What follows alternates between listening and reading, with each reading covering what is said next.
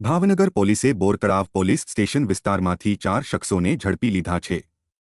પોલીસે ચારે સામે પાસા હેઠળ કાર્યવાહી હાથ ધરી છે। બોરતળાવ પોલીસે પાસા હેઠળ ધકેલવામાં આવેલા આરોપીઓમાં ગઢેચી વડલા રામજીની વાડીમાં રહેતા સમીર ઉર્ફે સાંભો સુમરાને અમદાવાદમાં સાબરમતી જેલમાં, કુંભારવાડા મોતીતળાવ વિસ્તારમાં રહેતા અકરમ ઉર્ફે ભોપો સુમરાને સુરત જેલમાં, કુંભારવાડા મોતીતળાવ વિસ્તારમાં રહેતા ઇરફાનભાઈ ઉર્ફે પાનિયો સુમરાને વડોદરા જેલમાં અને ચિત્રા વિસ્તારમાં રહેતા કાંતિભાઈ મથુરભાઈ બારૈયાને ભુજ જેલમાં મોકલવા આગળની કાર્યવાહી હાથ ધરી છે।